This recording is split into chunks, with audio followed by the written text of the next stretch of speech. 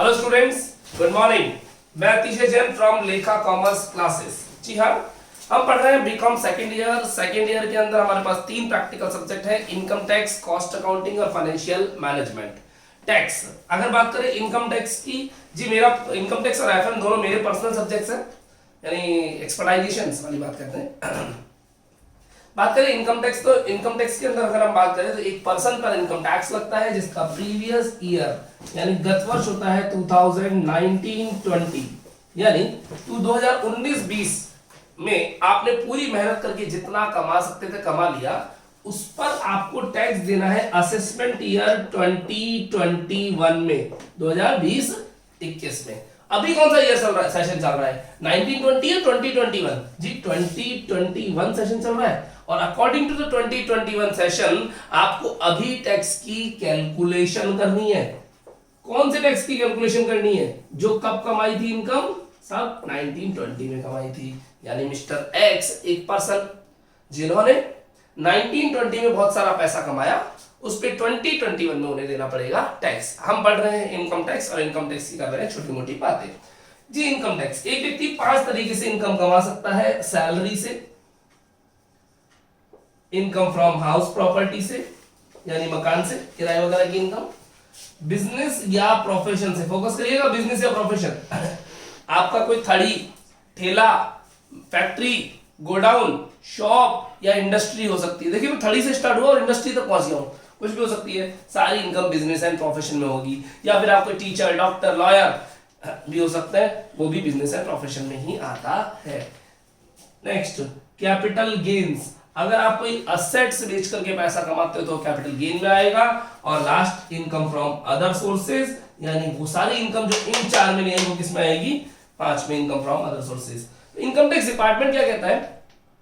एक व्यक्ति different sources से पैसा कमा सकता है। कहीं जॉब करके सैलरी कमा सकता है, मकानों का किराया आ सकता है, कहीं से कोई बिजनेस कर सकता है, या फिर असेट्स को बेच के पैसा कमा सकता है, या फिर अदर छोटी मोटी इनकम भी बहुत सारी आ सकती है। सर अदर क्या हो सकती है? लॉटरी लग गई, बिल्कुल लग सकती है। इंटरेस्ट का पैसा आ गया, बिल्कुल आ सकता है। डिविडेंड वगैरह आ गए, बिल्कुल आ सकते हैं। वो सारी इनकम फ्रॉम अदर सोर्सेज में आएगी। इन 5 का टोटल कहलाता है टोटल इनकम। तो एक पर्सन की एक साल की टोटल इनकम निकालनी होगी और उस पर लगाना होगा टैक्स। ये सारी बातें हम छोटी छोटी सी यहाँ पर कर रहे हैं। चलिए थोड़ा सा और फोकस करते हैं यहाँ पर। अभी तक हम क्या पढ़ चुके हैं? जो कोर्स हो चुका है हमारा, उसके अंदर हम सैलरी और हाउस प्रॉपर्टी इस बैच में ऑलरेडी पढ़ चुके हैं। मैं आपको बताना चाहूंगा सैलरी चैप्टर के अंदर आपके पास डिडक्शन हुआ करती थी 16(1)(a) की, 16(2) की और 16(3) की। जिन बच्चों ने पढ़ा हुआ उन्हें अच्छे से याद है। 16(1)(a), 16(2) और 16(3) सेक्शन की आपके पास डिडक्शन हुआ करती थी।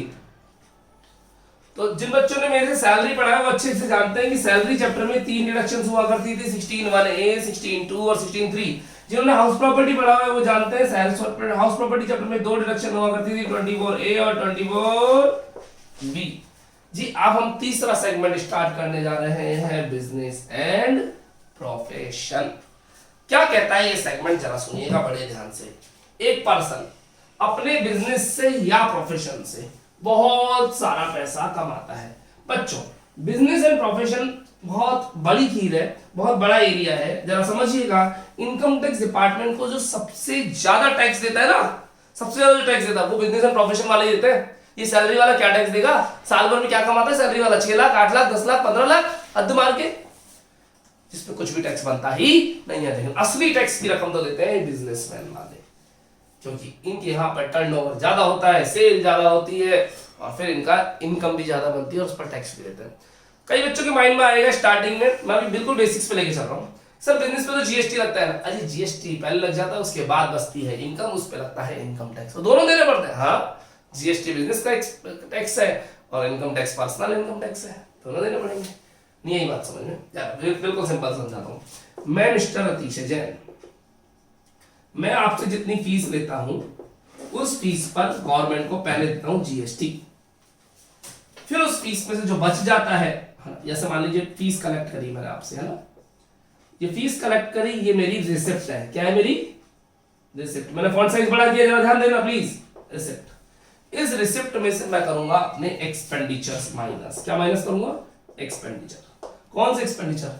सब इंस्टीट्यूट का रेंट लगेगा, स्टाफ की सैलरी लगेगी, बिजली का बिल आएगा, स्टेशनरी, प्रिंटिंग, फलाना ढिकाना, तो वो सारे एक्सपेंसेस जब माइनस होंगे तो उन एक्सपेंसेस में जीएसटी भी माइनस हो जाएगा। मैंने रेंट माइनस किया, इंश्योरेंस माइनस किया, सैलरी माइनस की, स्टेशनरी माइनस करी, इलेक्ट्रिसिटी माइनस किया, उसके अंदर जीएसटी माइनस किया। जीएसटी भी बिजनेस का खर्चा है नॉर्मल, है ना?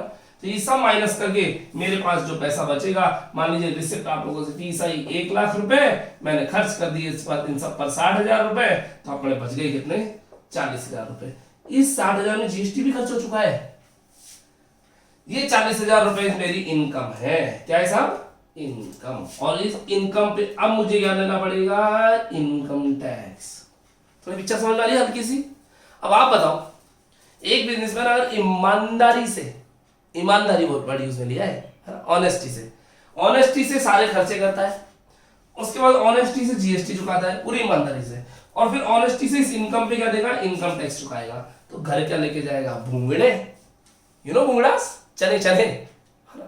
सस्ती चीज के लिए ये वर्ड यूज में लिया जाता है ना, जनरल लोकल लैंग्वेज में। तो मैं कहना चाह रहा हूं, अगर कोई बिजनेसमैन, मैं आपको सच्चाई बता रहा हूं, बिजनेसमैन के लिए एक लाइन चलती है, वो बिजनेसमैन नहीं जो ईमानदारी से काम करता है। वो बिजनेसमैन बिजनेसमैन बनकर कमा ही नहीं सकता जो पूर्ण ईमानदारी से काम करे। उसको कहीं ना कहीं या तो अपने ग्राहक से या फिर सरकार से कुछ ना कुछ चोरी, कुछ ना कुछ झूठ बोलना पड़ेगा। ऐसा क्यों? सब बिजनेस का रूल है। अगर आप ईमानदारी से पूरा सच काम करोगे, है ना, तो आपको लॉस ज्यादा होंगे। तो कहीं ना कहीं आपको कस्टमर से सैक्रिफाइसेस करवाने पड़ते हैं, या फिर गवर्नमेंट को झूठ बोलना पड़ता है। कस्टमर से कई लोग नहीं करवाते, कस्टमर से पूरे ऑनेस्ट रहते हैं, कस्टमर तो देता है, लेकिन गवर्नमेंट से तो सब लगभग सब करते ही करते हैं, या तो जीएसटी में या इनकम टैक्स में कहीं ना कहीं झोल करेंगे, क्योंकि अगर ईमानदारी से टैक्स दिया तो घर पे ले जाने के लिए कुछ बचेगा ही नहीं, बहुत कम पैसा बचेगा, और जितना बचेगा उसमें आजकल की लाइफ को जीना मुश्किल नहीं है, नामुमकिन है। तो मैं क्या कहना चाहता हूं, अब बात पे टॉपिक पर आइएगा, जिस टॉपिक को मुझे अटैक करना है, मुझे आपके माइंड में फंडे क्लियर रखना है ना। एक बिजनेसमैन इनकम कम दिखाना चाहता है या ज्यादा? Reply please.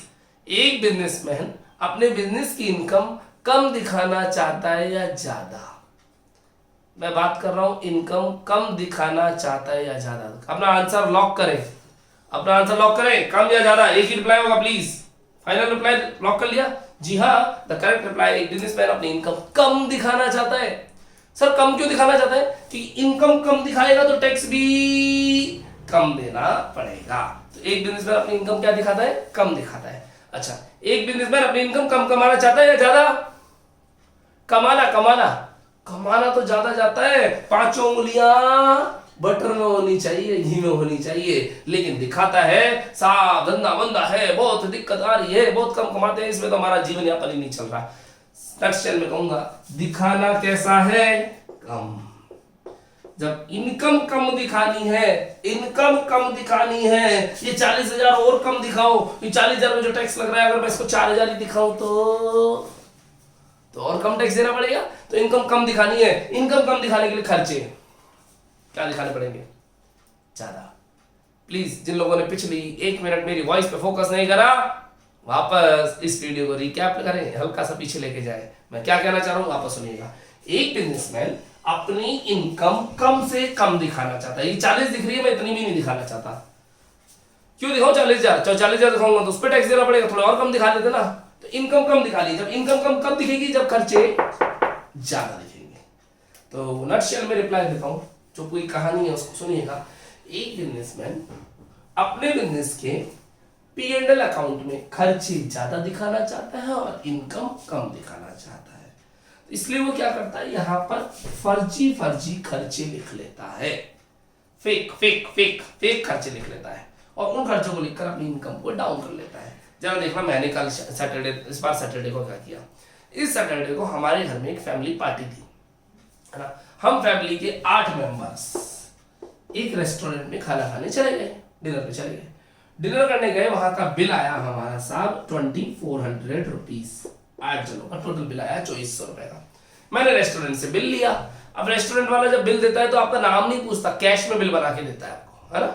उन्होंने मेरे को कैश का बिल बना के दे दिया, मतलब ऐसा नहीं पूछेगा किसके नाम से बिल बनाओ, रेस्टोरेंट वाले नहीं पूछते, वो तो डायरेक्ट आपके सामने इनवॉइस ला के दे देते हैं, है ना। पे कर दो, मैंने 2400 रुपये पे कर दिए और मैं उस बिल को लेकर आ गया अपने बिजनेस में, और बिजनेस में आकर के जो बिजनेस के अकाउंट्स थे उनके अंदर उस बिल को लगा दिया और ये लिख दिया वहां पे कि स्टाफ को डिनर कराया है। कुछ बात समझ आ रही है? किसको डिनर कराया है? फैमिली को नहीं, स्टाफ को डिनर कराया है मैंने अपनी तरफ से। तो ये 2400 रुपए खर्चा अपन ने अपने बिजनेस में लिख दिया, 2400 रुपए खर्चा लिखते मेरी इनकम 2400 से डाउन चली गई। ये तो एक खर्चे का मैंने एग्जांपल दिया है, ऐसे कई खर्चे कर सकते हैं हम, सो मेनी एक्सपेंसेस। कर सकते नहीं कर सकते? बिल्कुल कर सकते हैं। और बच्चों इस तरह से बिजनेसमैन यहाँ पर बहुत सारे फर्जी वाड़े करके एक्सपेंसेस को हाई दिखाने की कोशिश करता है और इनकम्स को लो दिखाने की कोशिश करता है। समझ में आ रही मेरी बात? क्यों? क्योंकि टैक्स कम देना पड़ेगा। अब एक्सपेंसेस जब हाई दिखाता है तो इसके अंदर कितने ही फर्जीवाड़े कर सकता है। मैंने एक आपको रेस्टोरेंट का बिल का एग्जांपल दिया है। सबसे बड़ा फर्जीवाड़ा बच्चों होता है एक एक्सपेंडिचर है जिसका नाम है डेप्रीसिएशन। इसके अंदर क्यों? क्योंकि बाकी जितने भी खर्चे होते हैं जनरली उन सब खर्चों में होगा payment payment payment payment payment होगा। अभी मैं रेस्टोरेंट की बिल की बात करूं तो 2400 रुपए को मैं 24,000 लिख सकता था अपने बिजनेस में ला करके। बताओ 24 को 24,000 लिख सकता था क्या? नहीं लिख सकता था। क्यों? क्योंकि पेमेंट हुआ है, कैश हुआ है तो कैश दिखाना पड़ेगा, और अकाउंट से हुआ है तो अकाउंट से ट्रांजेक्शन दिखाना पड़ेगा। भैया तुमने कौन से अकाउंट से ट्रांजेक्शन किया दिखाओ, अपना गूगल पे, फोन पे, भीम या बैंक के पासबुक दिखाओ, दिखाना पड़ेगा। ठीक है, अच्छा। और अगर साथ में फिर 24,000 का बिल भी तो चाहिए, बिल कहां से आएगा? रेस्टोरेंट वालों को 2400 की 24,000 का बिल बना देगा क्या रेस्टोरेंट वाला? जनरली नहीं बनाता इतना बड़ा। थोड़ा बहुत फर्जीवाड़ा फिर भी करवा सकते हो आप, लेकिन बाकी ज्यादा बड़ा बिल नहीं बनवा सकते। ये बात आपकी समझ में आती है? लेकिन लेकिन लेकिन डेप्रिसिएशन के अंदर ऐसे फर्जीवाड़े हो सकते हैं। 2400 के 24,000 हो सकता है। रीजन बताऊं, यहां हो रहा था पेमेंट और यहां पेमेंट होता ही नहीं है। डेप्रिसिएशन एक ऐसा खर्चा है जो कि नॉन कैश एक्सपेंडिचर है, जिसमें किसी को गैर मौद्रिक व्यय है, जिसमें किसी को पैसा देना ही नहीं पड़ता। आप बताओ डेप्रिसिएशन का पैसा किसी को देना पड़ता है क्या? नहीं देना पड़ता ना। तो मेरी असेट मैं चाहूं जितना डेप्रिसिएशन लिख लूं। मैं अपने बिजनेस में एक प्लांट लेके आया, एक एसी लेके आया 20,000 का, सॉरी एसी 40,000 का था, 40,000 का एक एसी लेके आए और उस पर डेप्रिसिएशन लगा रहा हूं 1 लाख रुपए। लगा सकता हूं? किसी को पेमेंट करना पड़ रहा है क्या 1 लाख रुपए का? नहीं करना पड़ रहा ना। तो मैं चाहूं जितना डेप्रिसिएशन अपनी मर्जी से लगा सकता हूं। तो इनकम टैक्स डिपार्टमेंट कहता है साहब सबसे ज्यादा झोल कहां हो सकता है? इस डेप्रिसिएशन के अंदर। मेरे कहने का मतलब, एक सड़क है, उस सड़क पे कहते हैं ना कि ये वाला एरिया जो है ये एक्सीडेंटल जोन है, यहाँ पे एक्सीडेंट सबसे ज्यादा होते हैं। एक पूरी सड़क, पूरी रोड के अंदर एक एक्सीडेंटल जोन होता है जहां एक्सीडेंट सबसे ज्यादा होता है। वही मैं कहूंगा बिजनेस एंड प्रॉफिट के इतने सारे खर्चों में ये खर्चा वो डेप्रिसिएशन सबसे ज्यादा है, जहां सबसे ज्यादा फर्जी वाड़े होते हैं। कुछ बात समझ आ रही है? क्यों? क्योंकि यहां किसी को पेमेंट ही नहीं करना, कोई ट्रांजैक्शन ही नहीं है। आप कहो जितना डेप्रिसिएशन अपनी मर्जी से लिख सकते थे। इनकम टैक्स डिपार्टमेंट ने इसके लिए बनाए कुछ रूल्स, नियम, कायदे, कानून, और हमें वही पढ़ना है। कुछ बात समझ में आ रही है? आएगी डिटेल में बात समझ में। अभी मैं इतना कह सकता हूं, वापस आइएगा प्लीज, एक बार रिफ्रेश करते हैं पूरी बातों को। एक बिजनेसमैन अपने बिजनेस में इनकम कम दिखाना चाहता है, और इनकम कम दिखाने के लिए उसे खर्चे कैसे दिखाने पड़ेंगे बच्चों? ज्यादा दिखाने पड़ेंगे। जब उसे खर्चे ज्यादा दिखाने हैं तो वो फर्जी खर्चे दिखाएगा। तो जो खर्चे कैश में होते हैं उनमें तो ज्यादा फर्जीवाड़ा होने की संभावना नहीं रहती। लेकिन एक डेप्रिसिएशन एक ऐसा खर्चा है जिसमें कैश पेमेंट होता ही नहीं है, तो यहाँ पर फर्जीवाड़े होने के चांसेस बहुत ज्यादा रहते हैं, बहुत ज्यादा रहते हैं यहाँ पर, है ना। तो डेप्रिसिएशन, तो सर क्या केवल डेप्रिसिएशन के रूल्स हैं, इनके रूल्स नहीं है? बच्चों रूल्स सबके हैं, पर डेप्रिसिएशन एक अलग से बड़ा सेगमेंट है, तो इसके रूल्स अलग से बनाए गए। कुछ बात समझ में आ रही है? आइए बात करते हैं डिटेल में इस पूरी बात पे। हम पढ़ने जा रहे हैं इनकम का तीसरा हेड, बिजनेस एंड प्रोफेशन। पूरा नाम है profits and gains from business और प्रोफेशन। आइए लिखते हैं डिटेल के अंदर और फिर बातें करना चालू करेंगे। चलिए, मैंने हेडिंग डाली profits and gains. Please books open नहीं करनी है। Profits and gains from business और प्रोफेशन। पूरा नाम यही है साहब। प्लीज स्टूडेंट्स गाइडलाइन ध्यान रखिएगा। और एक बार बोर्ड पे प्लीज, एंड का है और का है ध्यान रखो। प्रॉफिट्स एंड गेन्स प्रॉफिट और गेन के बीच में क्या है, एंड है, और बिजनेस और प्रोफेशन के बीच में क्या है, और है। जिन्हें याद नहीं रहता ऐसे याद करें कि प्रॉफिट और गेन एक ही बात, तो एंड लगा लो। बिजनेस और प्रोफेशन दोनों एक साथ नहीं हो सकते, या तो बिजनेस करेगा आदमी या प्रोफेशन करेगा, तो और लगा लो। ठीक है, प्रॉपर इनकम टैक्स की लैंग्वेज में एक्ट के अंदर यही रिसर्च वर्ड है। इस पूरे हेड को, हेड मतलब इनकम के 5 हेड बताए थे, जो तीसरा हेड है बिजनेस एंड प्रोफेशन, उसकी बात चल रही है। इसको शॉर्ट में हम बिजनेस एंड प्रोफेशन बोलते हैं, या बी एंड पी बोलते हैं। कुछ लोग बी एंड पी बोल देते हैं, बिजनेस एंड प्रोफेशन, या कुछ लोग पीजीबीपी बोलते हैं, पीजीबीपी। बात एक ही है, पीजीबीपी बोलो, बीएनपी बोलो, बिजनेस एंड प्रोफेशन बोलो, एक ही बात है। सुनिएगा, इनकम टैक्स डिपार्टमेंट ने इसको एक हेड रखा, लेकिन हमारी बुक वाले ने इसके 2 चैप्टर तोड़ दिए। हमारी बुक वाले ने क्या बोला, बोले डेप्रिसिएशन एक अलग चैप्टर बना देता हूं मैं, डेप्रिसिएशन एक अलग चैप्टर बना देता हूं, और बिजनेस एंड प्रोफेशन एक अलग चैप्टर बना देता हूं। यानी पूरा चैप्टर था पीजीबीपी, उसमें से बिजनेस एंड प्रोफेशन वाले का सेगमेंट को अलग कर दिया, डेप्रिसिएशन को एक अलग काम दे दिया, बोले ये एक अलग से बढ़ाया गया, इसको अलग से पढ़ लेते हैं। कुछ नहीं, एक ही हेड है, चैप्टर 2 तोड़ दिए। ठीक है ना, आपकी बुक में 2 चैप्टर टूटे ना, इसका मैं इसको 2 बात कर लेता हूं। तो आज हम बात करने जा रहे हैं पूरी किसकी बात कर रहे हैं, डेप्रिसिएशन की। ठीक है ना, डेप्रिसिएशन सुनिएगा बड़े ध्यान से। क्या है डेप्रिसिएशन के रूल्स एंड रेगुलेशंस। एक बिजनेसमैन अपने बिजनेस में अनाप शराब, जी हाँ, अनाप शराब डेप्रिसिएशन लगाया जाता है, लेकिन इनकम टैक्स डिपार्टमेंट उसको नहीं लगाने देता। उसके ऊपर पूरी बात करेंगे। वैसे डेप्रिसिएशन आपने 11th क्लास में पढ़ा था, डब्ल्यूडीवी और एसएलएम, स्ट्रेट लाइन मेथड और रिटर्न डाउन वैल्यू मेथड, वो 11th क्लास में पढ़ा था। वो अकाउंटिंग की बात थी बच्चों, आज अकाउंटिंग की बात नहीं कर रहे, आज इनकम टैक्स की बात कर रहे हैं, बिल्कुल डिटेल में बात करेंगे। आइए शुरुआत करते हैं। डेप्रिसिएशन, सबसे पहला पॉइंट लिखा मैंने, लिखते जाइएगा प्लीज साथ साथ। डेप्रिसिएशन अलाउड ऑन, ऐसी कौन सी असेट्स है जिन पर डेप्रिसिएशन लगाना अलाउड है ना।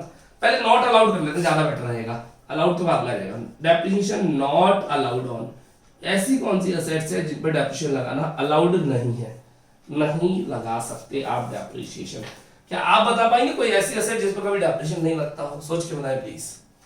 5 असेट्स हैं यहाँ पर। नंबर 1 तो सब बता देंगे साहब, लैंड, लैंड पर डेप्रिसिएशन नहीं लगता है। अब सब थोड़ा क्लैरिफाई करते हैं। मैं आपसे पूछता चाहता हूं, लैंड की वैल्यू बढ़ती है या गिरती है, या दोनों होता है? 3 ऑप्शन, इंक्रीमेंटल, डिक्रीमेंटल या बोथ। कुछ लोग कह रहे हैं सर इंक्रीमेंटल, और कुछ लोग कह रहे हैं बोथ। डिक्रीमेंटल तो कोई नहीं बोलता, बोले लैंड की वैल्यू बढ़ती है, और कुछ लोग कह रहे हैं लैंड की वैल्यू बढ़ती भी है गिरती भी है। पिछले 3-4 साल से जब से नोटबंदी हुई है, जब से लैंड की वैल्यू कई बार गिरी भी है। ठीक है, बट अकाउंट्स और इनकम टैक्स क्या कहती है, लैंड की वैल्यू इंक्रीमेंटल होती है, लैंड की वैल्यू हमेशा बढ़ेगी। अगर गिर रही है तो टेम्परेरी गिर रही है, अल्टीमेटली वो बढ़ेगी, नेचर बढ़ना है। तो लैंड पे कभी डेप्रिसिएशन नहीं लगाना है, नहीं लगता सब लैंड पे डेप्रिसिएशन। सेकंड, सर बिल्डिंग पे लगता है नहीं लगता? बिल्डिंग पे लगता है डेप्रिसिएशन। ओहो, ये क्या कर दिया आपने, कलाचूक। आओ मैं कंफ्यूजन दूर करता हूं, जरा सुनना प्लीज, सुनिएगा, सुनना इधर। एक होता है खाली लैंड, जिसको बोलते हैं लैंड। एक होती है इस लैंड के ऊपर बना दिया मकान, हाँ, इसको बोलते हैं हम लैंड एंड बिल्डिंग, इसको लैंड। और एक है बड़ी सारी बिल्डिंग, हाँ सॉरी, एक है बड़ी सारी बिल्डिंग, उसकी 3री मंजिल पे आपका मकान है। तो इसमें आपकी लैंड नहीं, केवल क्या है बच्चों, बिल्डिंग है। लैंड का है आपकी, लैंड तो नीचे रह गई, लैंड पे आपका अधिकार थोड़ी है। तो डेप्रिसिएशन किस पे लगता है? बिल्डिंग पे डेप्रिसिएशन लगता है। लैंड एंड बिल्डिंग में बिल्डिंग पे डेप्रिसिएशन लग सकता है, लैंड पे डेप्रिसिएशन नहीं लगेगा, केवल बिल्डिंग पे डेप्रिसिएशन लगता है, लैंड पे नहीं लगता। क्यों सर, बिल्डिंग की वैल्यू गिरती है? हाँ बिल्कुल बिल्डिंग की वैल्यू गिरती है, बिल्डिंग में एप्रिशिएट होती है। करेंगे डिटेल में बात। इन्वेस्टमेंट पे कभी भी डेप्रिसिएशन नहीं लगता है। गुडविल पे कभी भी डेप्रिसिएशन नहीं लगता। गुडविल पे कभी भी डेप्रिसिएशन नहीं लगता। लाइव स्टॉक, जानवरों पे कभी भी डेप्रिसिएशन नहीं लगता है। इनकम टैक्स में नहीं लगता साहब। अकाउंट्स का मुझे नहीं मतलब है, अकाउंट्स में लगता हूं नहीं लगता, मैं अकाउंट्स नहीं पढ़ा रहा हूं, मैं क्या पढ़ा रहा हूं? Income tax. According to the income tax rules, income tax act 1961, इन पर land investment, goodwill, live stock पे डेप्रिसिएशन नहीं लगता है। और पांचवा और आखिरी point, all current assets. All current assets, जितनी भी करंट असेट्स है, कैश हो गया, स्टॉक हो गया, डेटर्स हो गए, उन पे भी डेप्रिसिएशन लगाना अलाउ नहीं है। यानी इनकम टैक्स डिपार्टमेंट ने इन 5 पॉइंट्स पर डेप्रिसिएशन लगाना स्ट्रिक्टली प्रोहिबिटेड कर दिया है, मना कर दिया है, आप नहीं लगा सकते। उम्मीद करता हूं आपने इन सब पॉइंट्स को लिख लिया होगा, नहीं लिखा तो वीडियो को पॉज करके अभी के अभी लिख लीजिएगा। आगे बढ़ते हैं हम लोग, अगला पॉइंट लिखते हैं डेप्रिसिएशन अलाउड ऑन। डेप्रिसिएशन किस पर अलाउड है, आइए लिख लेते हैं, हल्की सी हेडिंग डाल देते हैं, depreciation allowed on. Depreciation allowed on. एक बिजनेसमैन डेप्रिसिएशन बहुत सारा लगाना चाहता है, इनकम टैक्स डिपार्टमेंट उसके लिए रूल बना रहा है किस पे अलाउड है और किस पे नहीं। Number 1, all fixed assets, all fixed assets, depreciation सारी फिक्स्ड असेट्स पे अलाउड है। ब्रैकेट में लिखा other than 5 above, other than 5 above, ऊपर वाले 5 को छोड़ करके, इन 5 को छोड़ करके सारी फिक्स्ड असेट पे आप डेप्रिसिएशन लगा सकते हैं। Second, patent, copyright, patent, copyright, trademark etcetera, जो कि इंटेंजिबल असेट्स होती हैं, इन पर भी डेप्रिसिएशन अलाउड है। लेकिन बोर्ड पे प्लीज ये मत कहना intangible assets, patent, copyright, trademark ले ली, लेकिन देखिए इन्हीं का परिवार का एक मेंबर गुडविल, गुडविल भी तो इन्हीं का नेचर का आइटम है। गुड, अपन एक लाइन में तो बोलते हैं गुडविल, पेटेंट, कॉपीराइट, ट्रेडमार्क, लेकिन गुडविल पे तो कर रखा है नॉट अलाउड और पेटेंट, कॉपीराइट, ट्रेडमार्क पे कर रखा है अलाउड। ध्यान दीजिएगा प्लीज, ध्यान रखना। चलिए, डेप्रिसिएशन लगाने की बच्चों कुछ कंडीशंस हैं, बस ये 2 पॉइंट ही थे डेप्रिसिएशन अलाउड ऑन में। डेप्रिसिएशन लगाने की कुछ कंडीशंस है, जितना भी मैं आज को आपको क्लास में पढ़ा रहा हूं उसमें कुछ भी आपको याद नहीं करना, ये सब केवल फॉर्मेलिटीज के लिए लिखवाया जा रहा है, पता होना चाहिए, बेकार नहीं है, पता होना चाहिए, है ना। चाहिए कुछ कंडीशंस है डेप्रिसिएशन लगाने की, कंडीशंस पढ़ते हैं। अगर ये कंडीशन फुलफिल होती है तो आप डेप्रिसिएशन लगा पाएंगे, अदरवाइज डेप्रिसिएशन लगाना अलाउड नहीं है। कंडीशंस, कुछ कंडीशंस है डेप्रिसिएशन लगाने की। क्या कंडीशंस है ये बात कर लेते हैं। Asset must belong from assessee, asset must belong from assessee, assessee बोले तो करदाता, asset must belong from assessee, जरा समझिएगा प्लीज, बोर्ड पे ध्यान दीजिए, ध्यान दीजिए। जिस असेट पर आप डेप्रिसिएशन लगा रहे हो आपकी अपनी होनी चाहिए, जरा समझिएगा, बड़े ध्यान से समझना।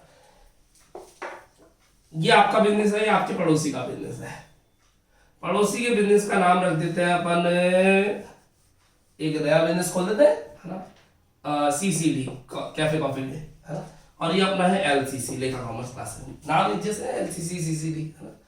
अब एलसीसी वाले अपने बिजनेस के अंदर जितनी भी फीस आ रही है उसको, फीस को लिख लिया, उस फीस में से जितने भी एक्सपेंसेस हो रहे हैं वो माइनस कर रहे हैं। सीसीडी वालों के यहाँ पर बहुत सारा फर्नीचर पड़ा हुआ है, सीसीडी वालों के यहाँ बहुत सारा क्या पड़ा है, फर्नीचर। क्या लेखा कॉमर्स क्लासेस वाले सीसीडी के फर्नीचर पर डेप्रिसिएशन अपने बिजनेस में दिखा सकते हैं क्या? आई रिपीट, क्या लेखा कॉमर्स क्लासेस वाले सीसीडी के फर्नीचर पर डेप्रिसिएशन अपने बिजनेस में दिखा सकते हैं क्या? जी नहीं। आप अपने बिजनेस में डेप्रिसिएशन उन्हीं असेट्स का दिखा सकते हैं जो असेट्स आपकी हैं। अजी पड़ोसी की भैंस पे डेप्रिसिएशन अपने नाम लगा देना, अरे सर भैंस पे तो डेप्रिसिएशन लगता ही नहीं, लाइव स्टॉक है। पड़ोसी के असेट पे पड़ोसी डेप्रिसिएशन लगाएगा, आपकी असेट पे आप डेप्रिसिएशन लगाएंगे। तो आपके बिजनेस में आप अपने असेट्स पे डेप्रिसिएशन लगा सकते हैं, बट असेट्स आपकी होनी चाहिए, यही लिखा है, asset must be belong from assessee. ठीक है। Second point, asset must use in BNP, उस असेट जिस पर आप डेप्रिसिएशन लगा रहे हो उसका उपयोग आपके बिजनेस एंड प्रोफेशन में होना चाहिए।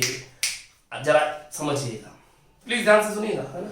जिस असेट पर आप डेप्रिसिएशन लगा रहे हो आपके बिजनेस में काम में आनी चाहिए। मैं एग्जांपल लेता हूं, मैं अपने बिजनेस में 2 एलईडी खरीद के लेके आया, एलईडी टीवी खरीद करके लेके आए, है ना। एक एलईडी टीवी मैंने अपने रिसेप्शन में लगा दिया साहब, प्रेजेंटेशन वगैरह के लिए, नोटिस वगैरह आते रहते हैं, और दूसरा एलईडी मैंने अपने घर पे जाकर के अपने ड्राइंग रूम में लगा दिया। 2 एलईडी खरीद के लेके आए, एक एलईडी रिसेप्शन पे लगाया और एक एलईडी अपने घर के ड्राइंग रूम में लगाया। मैं कौन सी एलईडी पर डेप्रिसिएशन अपने बिजनेस में लगा सकता हूँ?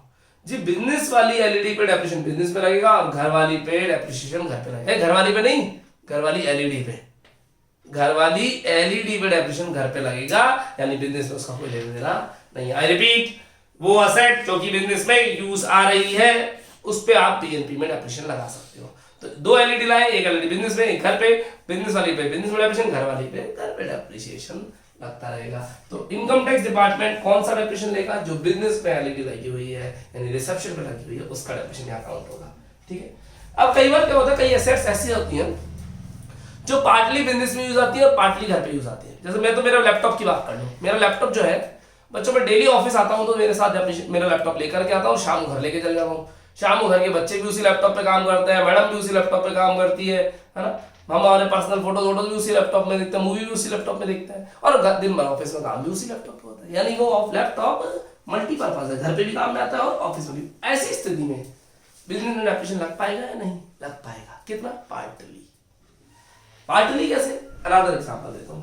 एक कार खरीदी, कार ओमनी वैन पहले चलती थी ना, ओमनी वैन, वो मल्टीपर्पज व्हीकल है साहब। सुबह सुबह हमारे घर के बच्चों को स्कूल पटकने का, स्कूल छोड़ के आने का, हमारे घर के बच्चों को स्कूल पटकना है तो भी उसी वैन से आएंगे। दिन भर हमारी वो ओमनी वैन बिजनेस में काम आती है। शाम को मैडम को शॉपिंग में जाना है तो भी उसी ओमनी वैन से चले जाते हैं, यानी घर पे भी काम में आ रही है और बिजनेस में भी काम आ रही है। तो ऐसे में क्या होगा, हम उस ओमनी वैन पे डेप्रिसिएशन पार्शियली लगाएंगे अपने बिजनेस के अंदर, आधा आधा, 1/3 2/3, 1/4 3/4, कैसे भी कर सकते हैं जैसा क्वेश्चन में दिया हुआ हो। ठीक है, लिखते हैं if asset partly used in BNP, पढ़िए प्लीज समझिएगा, if asset partly used in BNP, अगर बिजनेस एंड प्रोफेशन में पार्टली यूज आ रही है तो डेप्रिसिएशन भी कैसा लगेगा? डेप्रिसिएशन ऑल्सो पार्शियली, डेप्रिसिएशन भी कैसा लगेगा? पार्टली ही लग जाएगा। जैसा क्वेश्चन में दिया हो, हाफ हाफ बोले तो हाफ हाफ, 1/4 3/4 बोले तो 1/4 3/4, और 1/3 2/3 बोले तो 1/3 2/3, जैसे बोलते वैसे, है ना, कि इतना बिजनेस इतना घर, है ना। ठीक है, 5 पॉइंट हम चौथा लिख रहे हैं, फोर्थ लिख रहे हैं। Depreciation can not exceed cost of asset. Depreciation can not exceed cost of asset. Depreciation कभी भी असेट्स की कॉस्ट से ज्यादा नहीं हो सकता। जरा समझिएगा, मैंने एसी खरीदा ₹40,000 का, डेप्रिसिएशन लगा रहे हैं अपन 4,000 रुपए, 4,000 रुपए हर साल डेप्रिसिएशन लगाते जा रहे हैं। 10 साल में 40,000 रुपए पूरा डेप्रिसिएशन लग जाएगा। 11वें साल में मैंने फिर 4,000 का डेप्रिसिएशन लगा दिया, क्या अलाउड हो पाएगा क्या? नहीं नहीं नहीं नहीं। जब 40,000 का एसी था, 4,000 करके 10 साल में पूरा डेप्रिसिएशन लगा चुके हो, तो 11th ईयर में डेप्रिसिएशन लगाना अलाउ नहीं हो पाएगा, क्योंकि पूरी असेट की कॉस्ट डेप्रिसिएशन में आ चुकी है। कॉस्ट से ज्यादा डेप्रिसिएशन कभी नहीं लग सकता। या फिर मैंने पता है क्या किया, एक कंप्यूटर खरीदा साहब 30,000 का, 30,000 का कंप्यूटर खरीदा है, बाय, है ना, परचेज किया, और परचेज करते पहले साल में डेप्रिसिएशन लगाया 120%, 120% डेप्रिसिएशन, यानी 30,000 से भी ज्यादा डेप्रिसिएशन। क्या इतना डेप्रिसिएशन लगा पाएंगे? जी नहीं, डेप्रिसिएशन कभी भी असेट की कॉस्ट से ज्यादा नहीं हो सकता। यानी 30,000 है तो 30,000 से ज्यादा डेप्रिसिएशन नहीं लगा सकते, है ना, चाहे टुकड़ों में लगाओ चाहे एक साथ लगाओ, कैसे भी इसको एक्सीड नहीं किया जा सकता। Last, depreciation apply on BLOCK, capital letter में लिखना, ब्लॉक ऑफ असेट। डेप्रिसिएशन जो लगता है वो किस पे लगता है बच्चों? ब्लॉक ऑफ असेट पे लगता है, सिंगल असेट पे नहीं लगता। सर सिंगल का मतलब जरा समझना, इधर जिस क्लासरूम में मैं पढ़ा रहा हूँ यहाँ पे भी बहुत सारा फर्नीचर है। ये बोर्ड एक फर्नीचर है, जिस प्लेटफॉर्म पे मैं खड़ा हूँ वो एक फर्नीचर है, ये बेंच एक फर्नीचर है, चेयर पड़ी है फर्नीचर है, पार्टीशन बना हुआ है रूम के अंदर वो एक फर्नीचर है, बेंचेस फर्नीचर है, स्टूल्स फर्नीचर है, बहुत सारा फर्नीचर पड़ा हुआ है। इन सारे फर्नीचर पे हम अलग अलग डेप्रिसिएशन, चेयर पे अलग डेप्रिसिएशन, बोर्ड पे अलग डेप्रिसिएशन, बेंच पे अलग डेप्रिसिएशन नहीं लगाएंगे। डेप्रिसिएशन चेयर पे, सुना ध्यान से, चेयर पे, बेंच पे, बोर्ड पे, प्लेटफॉर्म पे नहीं लगेगा, डेप्रिसिएशन लगेगा फर्नीचर पे। यानी पूरी कैटेगरी पर फर्नीचर में डाल दिया, चाहे चेयर हो तो भी फर्नीचर है, बेंच भी फर्नीचर है, बोर्ड भी फर्नीचर है। डेफिनेशन एक एक असेट पे इंडिविजुअली नहीं लगेगा, किस पे लगेगा, पूरे ब्लॉक पे लगेगा, फर्नीचर पे लगेगा। अनदर एग्जांपल अभी समझाता हूं। इस क्लासरूम के अंदर सीसीटीवी कैमरे लगे हुए हैं, मशीनरी है, कंप्यूटर पड़ा है, मशीनरी है, तो सीसीटीवी कंप्यूटर, इसी पर्सनल कंप्यूटर लिख दिया, एसी भी लगा हुआ है इस रूम के अंदर, इस रूम के अंदर प्रोजेक्टर भी लगा हुआ है। इनकम टैक्स डिपार्टमेंट कहता है कि ये सब प्लांट एंड मशीनरी है, आपको इन पर अलग अलग डेप्रिसिएशन की कैलकुलेशन नहीं करनी, आप इनको सबको डालोगे कहां पे, प्लांट एंड मशीनरी, सबका टोटल कर लो। डेप्रिसिएशन एसी पे, पीसी पे, प्रोजेक्टर पे या सीसीटीवी पे नहीं लगेगा, डेप्रिसिएशन किस पे लगेगा, प्लांट एंड मशीनरी पे लगेगा, यानी पूरे ब्लॉक पे लगता है, ऐसा इनकम टैक्स डिपार्टमेंट बोलता है। सर इसका फायदा क्या है, नुकसान क्या है, करेंगे इसके बारे में डिटेल में फर्दर ऑन बात, अभी नहीं इसकी बात है। चले, उम्मीद करता हूं आपकी कॉपी का एक पेज भर गया होगा, मुझे एक नए पेज की आवश्यकता है। अगर आप ऑलरेडी नए पेज पे चले गए थे तो जैसे आपकी इच्छा, मुझे कोई दिक्कत नहीं, इसी पेज पे लिख लीजिएगा। मुझे लगभग आधे से ज्यादा पेज की रिक्वायरमेंट है, इस पेज पे भी लिख सकते हो, नए पेज पे भी जा सकते हो। प्लीज एक टेबल बनाने जा रहे हैं डेप्रिसिएशन की रेट्स, जरा सुनिएगा बच्चों। कभी आपने डेप्रिसिएशन की रेट्स पढ़ी है, रेट्स की, डेप्रिसिएशन की कोई रेट फिक्स हो? बच्चों डेप्रिसिएशन की कोई रेट फिक्स नहीं होती। हाँ, इन अपने बीकॉम फर्स्ट ईयर के अंदर गुडविल के किसी चैप्टर में आपने पढ़ा होगा कि प्लांट एंड मशीनरी पे 15% या 10% और फर्नीचर पे ऐसा कुछ रेट हल्की फुल्की दी हुई थी, बट वो भी कोई फिक्स रेट नहीं थी, वो केवल उस चैप्टर में अंदाजे के लिए मर्जी से बनाई हुई रेट थी। मतलब ऐसा नहीं है, सॉरी, ऐसा नहीं है कि income tax department, sorry, accounts department ने कोई रेट फिक्स करी हो। मेरा कहने का मतलब सुनिएगा, डेप्रिसिएशन की कोई रेट फिक्स नहीं है अकाउंट्स के अंदर, डेप्रिसिएशन की कोई रेट फिक्स नहीं है कहां पे, अकाउंट्स के अंदर। अकाउंट्स वाले डेप्रिसिएशन की कोई रेट बताते ही नहीं है, कहीं आपकी मर्जी हो 15% लगा लो, 20% लगा लो, 30% लगा लो, 40% लगा लो, जो आपकी मर्जी हो आप डेप्रिसिएशन लगा सकते हो, कोई स्पेसिफिक फिक्स रेट नहीं है किसकी साथ, डेप्रिसिएशन की। लेकिन इनकम टैक्स वालों ने कहा भैया अगर हम रेट नहीं बताएंगे तब तो तुम 100% डेप्रिसिएशन लगा लोगे, मशीनरी खरीदी 100% डेप्रिसिएशन, 100 क्या 120 भी लगा सकते हो, वो तो मना कर दिया कि कॉस्ट से ज्यादा नहीं लगा सकते। जितने खरीदा भाई, एक मिनट, मैंने एक मोबाइल खरीदा 15,000 का और पहले साल में 100% डेप्रिसिएशन 15,000, क्या एक साल में तुम्हारा मोबाइल खराब हो गया क्या? क्या पूरा डेप्रिसिएशन एक साल में लग गया? पर आप तो क्या करते हो, अपनी इनकम कम से कम दिखानी है, खर्चे ज्यादा से ज्यादा दिखाना, तो आप तो 100% चिपकाओगे। आपकी मर्जी होती तो आप तो 120% चिपका देते, वो तो रोक दिया भी थोड़ी देर पहले कि आप कॉस्ट से ज्यादा नहीं लगा सकते, तो 100% लगा रहे हो आप। क्या 100% डेप्रिसिएशन मोबाइल पे एक साल में लग जाता है क्या, आप बताओ, है ना? बिजनेसमैन तो लगा लेगा सब, अगर उसको रोका नहीं गया तो, है ना? तो अकाउंट्स में कोई रेट नहीं है। इनकम टैक्स वालों ने डेप्रिसिएशन की रेट्स पे फिक्स कर दी, बोले ये रेट बता रहे हैं, आपको यही रेट लगानी है, इसके अलावा कोई रेट नहीं लगानी, खुद ने बता दी। आइए मैं लिखता हूं, रेट्स ऑफ डेप्रिसिएशन,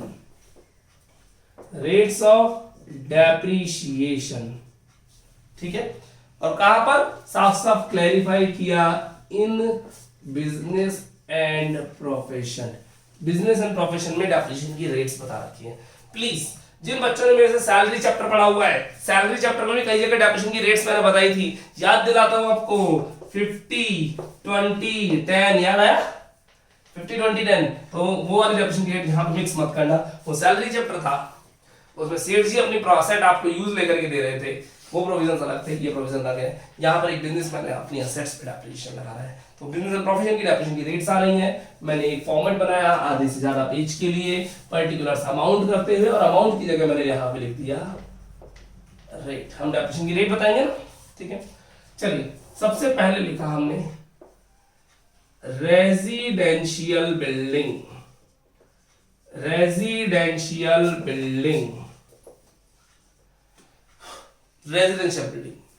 और ब्रैकेट में लिखा है इसके अंदर कौन रहते हैं, फॉर एम्प्लॉइज। डेफिनेशन की रेट फिक्स कर रखी है गवर्नमेंट ने 5%। एग्जांपल सुनना प्लीज, बोर्ड पे प्लीज ध्यान सुनिएगा, प्लीज सुना। ये एक मेरा अपना घर है, मैंने तो अच्छे से बनाता है ना अपना घर, ये मेरा अपना घर है जिसमें मैं खुद रहता हूं, ठीक है। ये एक और घर है जिसमें मेरे एम्प्लॉइज रहते हैं, एम्प्लॉइज का घर है, है ना। घर मेरा ही है, मैंने अपने एम्प्लॉइज को रहने के लिए दिया हुआ है, ठीक है। ये एक और है जिससे मेरी दुकान और फैक्ट्री और शॉप या गोडाउन वगैरह है ना। ध्यान सुनना, बिजनेस में डेफिनेशन किस पर लगेगा। ये रेजिडेंशियल बिल्डिंग है और ये भी रेजिडेंशियल बिल्डिंग है। और ये कैसी बिल्डिंग होता है, रेजिडेंशियल या कमर्शियल। कमर्शियल, जहां व्यावसायिक गतिविधियां होती है वो कमर्शियल बिल्डिंग होती है, जिसमें व्यावसायिक गतिविधियां होती है ना। अब इस रेजिडेंशियल बिल्डिंग में डेप्रिसिएशन लग ही नहीं सकता बिजनेस के अंदर, क्योंकि ये बिजनेस में यूज नहीं आ रही। अभी थोड़ी देर पहले कंडीशन बताया था ना, बिजनेस में यूज आनी चाहिए, तो क्या ये बिजनेस में यूज आ रही है क्या, नहीं, तो इसमें तो डेप्रिसिएशन लग ही नहीं सकता। इसमें लग सकता है कितना परसेंट, 5%, क्योंकि इनडायरेक्टली बिजनेस में यूज आ रही है। अगर मैं अपने एम्प्लॉइज को रहने के लिए जगह नहीं दूंगा तो कहाँ रहेंगे बेचारे। कई बार होता है, जैसे मान लीजिए मैं आपको एग्जांपल देता हूँ, मेरी एक मिठाई की दुकान है ना, और मिठाई की दुकान के अंदर जो हलवाई आ रहे हैं वो मैंने यूपी से बुलवाए है ना। अब वो यूपी से हलवाई आ तो गया, पर आते उसको रहने के लिए घर चाहिए। अगर रहने के लिए घर नहीं दिया तो वो 4 अगले दिन भाग जाएगा वापस, तो मेरे को अपना अरेंजमेंट करके देना पड़ता है उनको। तो ये रेजिडेंशियल बिल्डिंग जिसके अंदर एम्प्लॉय रहते हैं 5% डेप्रिसिएशन आप अपने बिजनेस में लगा सकते हो। कमर्शियल बिल्डिंग जिसमें आपकी दुकान फैक्ट्री मकान चल रहा है, उसकी बात अगली लाइन में आ रही है, ये लीजिए कमर्शियल बिल्डिंग। कमर्शियल बिल्डिंग जिसके अंदर आपकी दुकान है, फैक्ट्री है, गोडाउन है, इस पे डेप्रिसिएशन की रेट है साहब 10%। सर कमर्शियल बिल्डिंग में डेप्रिसिएशन ज्यादा लग रहा है, जी हाँ, कमर्शियल में डेप्रिसिएशन ज्यादा लगता है क्योंकि वहां यूज भी कमर्शियल तरीके से ही आता है। मैं एक एग्जांपल लूंगा, इधर आओ बच्चों प्लीज, इधर आओ। इन 3 के अलावा सभी इधर प्लीज बोर्ड पे देखो ना प्लीज। एक होटल, ये भी मेरी है, ये रेजिडेंशियल है या कमर्शियल है। होटल में लोग रहते हैं, ध्यान रखना, कंफ्यूज भी तो करूं आपको, ये कंफ्यूज करूंगा तभी मजा आएगा। ये मेरी एक होटल है जिसमें लोग रहते हैं, होटल में लोग रहेंगे तो सही। ये रेजिडेंशियल है कमर्शियल, बोलिए साहब, लगाइए अपना दिमाग। होटल, रेजिडेंशियल या कमर्शियल बिल्डिंग, जी कमर्शियल बिल्डिंग। रहते हैं तो क्या हुआ, पैसा तो आ रहा है ना उससे, अरे व्यवसायिक गतिविधि होती रही है, बिजनेस एक्टिविटी हो रही है ना, तो कमर्शियल बिल्डिंग। तो होटल कहाँ पे आएगी, रेजिडेंशियल में या कमर्शियल में, कमर्शियल में आएगी। होटल हो गया, गेस्ट हाउस हो गया या हॉस्टल हो गया, हॉस्टल लोग रहते हैं माना है ना, लेकिन पैसा आ रहा है इन सबसे, कमर्शियल बिल्डिंग में ही काउंट किया जाएगा। आप बताइए रेजिडेंशियल में ज्यादा डेप्रिसिएशन लगता है कमर्शियल में, खुद सोचो, दिमाग लगाओ। कमर्शियल में ज्यादा लगता है, मैं बताता हूँ आपको कैसे। आपने कभी होटल में गए हो, जैसे घर में किसी फैमिली मेंबर के साथ शादियां होती है ना, तो अपन शादी में होटल का अपने को एक रूम मिल जाता है पर्सनल। जब हम होटल के रूम में रेडी हो रहे होते हैं और रेडी होने के बाद जब लास्ट में चेकआउट कर रहे होते हैं तो अपने शूज पहुंचने के लिए कुछ नहीं मिलता, तो क्या करते हो आप लोग। बॉयज के लिए, मेल्स के लिए शूज और गर्ल्स के लिए वो लिपस्टिक वगैरह, प्लीज पहुंचने के लिए कुछ नहीं मिलता, तो क्या यूज में लोगे उस टाइम पे। Number 1 option bedsheet, number 2 option towel. क्या घर पे भी यही करते हो, पर होटल में जरूर। और होटल में कोई दूसरा मना करेगा ना कि यार बेडशीट में मत, अरे पहन दिए, अपना क्या ख्याल है बताइए। डेप्रिसिएशन रेजिडेंशियल में ज्यादा लगता है कमर्शियल में, कमर्शियल में लग गया, लाइव एग्जांपल दिया आपको, ठीक है। तो कमर्शियल बिल्डिंग 10% डेप्रिसिएशन के साथ में आगे बढ़ते हैं। एक लाइन खींचिएगा और एक लाइन छोड़िएगा, एक लाइन खींच के एक लाइन छोड़िएगा। देखिए मैंने एक लाइन छोड़ी है, space. Third point, furniture. Furniture पर बिजनेस में डेप्रिसिएशन की रेट 10%। फर्नीचर पर डेप्रिसिएशन की रेट 10%। फिर मैंने एक लाइन खींच दी, फिर एक लाइन खींच के एक लाइन छोड़िएगा। Point number 4, plant and machinery. Plant and machinery depreciation की रेट 15%, 15%, ठीक है। 5th वन और 6th वन मोटर कार है, 5th वन और 6th वन मोटर कार है। बच्चों मोटर कार 2 प्रकार की होती है, एक नॉट टैक्सी और एक टैक्सी। नॉट टैक्सी और टैक्सी, फिर लाइन खींची। 15% और 30% डेप्रिसिएशन की रेट्स। सर याद करनी पड़ेगी ना, मैं याद करवा दूंगा। 15% और 30%। मोटर कार पे एक एग्जांपल लेना चाहूंगा, माइंड में पिक्चर क्लियर होनी चाहिए ना। मेरे पास 3 कार है, 3 कार। पहली कार जो है नंबर 1 वाली है ना, ये कार हमारे घर के यूज में आती है। हम बिजनेस में लेके नहीं जाते, इसको थोड़ी अच्छी कार है, महंगी वाली कार है, इसको हम अपने बिजनेस में लेके जाते ही नहीं है, वहां जाएंगे तो कचरा हो जाएगी, जानते हो, है ना। ठीक है, दूसरी एक और कार है जो ओमनी वैन है ना, इसको हमने अपने बिजनेस में सप्लाई के काम में लेते हैं। क्या सप्लाई करते हैं, मान लीजिए हमारी चिप्स की एजेंसी है, less, Kurkure, Bingo, uncle chips, इनकी सप्लाई का काम है हमारा, तो पूरे जयपुर में सप्लाई हमारे यहाँ से होती है, तो हम इस ओमनी वैन में भरते हैं और पूरे जयपुर में सारे डीलर्स को सप्लाई करते हैं। ये ओमनी वैन हमारे बिजनेस में काम आ रही है, सप्लाई के काम में आ रही है। तीसरी एक और कार है जिसको हमने ओला कैब में लगा रखा है, कैब में लगा रखा है ना। जरा देखिएगा ये कैसी कार है, बिजनेस के यूज में या पर्सनल यूज में, पर्सनल यूज में। तो पर्सनल यूज वाली कार पे तो डेप्रिसिएशन बिजनेस में लगता ही नहीं है, मना करा था, बिजनेस में यूज आनी चाहिए वो कार, है ना, तो बिजनेस में इस पे डेप्रिसिएशन तो लगेगा ही नहीं। ये कार बिजनेस में यूज आ रही है, बताओ नॉट टैक्सी या टैक्सी, नॉट टैक्सी, तो 15% डेप्रिसिएशन। और ये वाली कार टैक्सी यूज में आ रही है, तो इस पे कितना परसेंट, 30%, और इस पे लगेगा ही नहीं। पिक्चर क्लियर है ना, तो 15% और 30%। सर इस पे 30 क्यों, अरे भाई इस पे दिन भर में कितने सारे ग्राहक बैठते हैं, है ना। एक आंटी जी आई, उनके साथ बच्चा आया, वो बच्चा बैठ करके जितनी देर गाड़ी की ड्राइव रही उतने टाइम में मिरर को up down up down up down खेलता रहा, ठीक है। थोड़ी देर बाद एक और आंटी जी आई जो कि गंदे कीचड़ के पाँव लेकर गाड़ी में ठट, एक भाई साहब आए और नमकीन खाने लगे, गाड़ी में नमकीन ही फैला थी, है ना, सीट कवर गंदा करके। तो ये सब चीजें चलती रहती है साहब, तो दिन भर इतने लोग आए, गेट को दिया धड़ाम बंद करा एकदम से, लोग अलग अलग तरीके से डेप्रिसिएशन लगाते रहते हैं, तो यहाँ ज्यादा डेप्रिसिएशन लगेगा। पॉइंट नंबर 7 प्लीज, एक लाइन छोड़ करके लिखिएगा। Point number 7 please, computer and computer softwares, computer and computer softwares, computer and computer softwares. Computer और कंप्यूटर सॉफ्टवेयर पे डेप्रिसिएशन की रेट 40% है, 40% लिख लीजिएगा। सर इन पे इतना डेप्रिसिएशन, जी हाँ, टेक्नोलॉजी वाली चीजें डेप्रिसिएशन इन पर ज्यादा लगता है ना, ये अपडेट्स बहुत फास्ट आते हैं ना, आप भी समझते हैं, इसमें समझाने की कोई खास जरूरत नहीं। 8th पॉइंट, बुक्स, बुक्स भी कोई असेट्स होती है बिजनेस की। हाँ, आपने एडवोकेट के चैम्बर्स देखे, ऑफिसेस, एडवोकेट जब बैठ के बात करते हैं उनके पीछे देखा तो वो ब्लैक कलर की मोटी मोटी बुक्स अलमारी अलमारी वाली होती, कभी नहीं खोलते उनको, होली दिवाली, है ना, उन पर डेप्रिसिएशन। एंड टीचर के यहाँ पे भी बुक्स की एक अलमीरा होती है, डॉक्टर्स के यहाँ पे भी बुक की एक अलमीरा होती है, क्योंकि बुक्स उनकी असेट है, अपडेशंस वहीं पर आते हैं। डेप्रिसिएशन की रेट 40%। फिर एक लाइन खींची, फिर एक लाइन छोड़ी, और point number 9, point number 9, copyright, patent, trademark etcetera पर डेप्रिसिएशन की रेट 25%, 25%। और लाइन खींच के पैक करिएगा। स्टूडेंट्स ये एक लिस्ट बनाई है, प्लीज एक बार लिखना बंद करें, सुनो सुनो सुनो।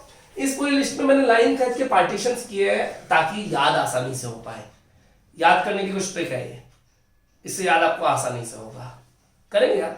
सर ये केवल इतनी से 9 पॉइंट है कि जी आपकी बुक में अगर खोलोगे तो कम से कम आपको 30-35 पॉइंट देखने को मिलेंगे, लेकिन मैं वो 9 पॉइंट लेकर के आता हूं जो कि हमें याद करने हैं, बाकी पॉइंट नहीं देखने, मस्त रहे, स्वस्थ रहे, दिक्कत नहीं आएगी।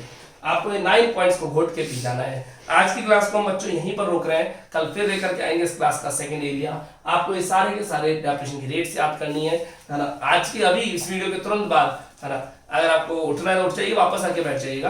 प्लीज इन रेट्स को अभी के अभी याद करें, और अभी के अभी याद करें, मुश्किल से 5 मिनट लगेंगे याद करने में। थैंक यू बच्चों, रुक जाइए एक मिनट, आज के लिए इतना ही, कल मिलेंगे। कोई समस्या हो तो मेरा फोन नंबर 77749 या अल्टरनेट नंबर 77105 पे आप कॉल और व्हाट्सएप दोनों कर सकते हैं। थैंक यू, कल फिर मिलेंगे same time same channel, bye bye.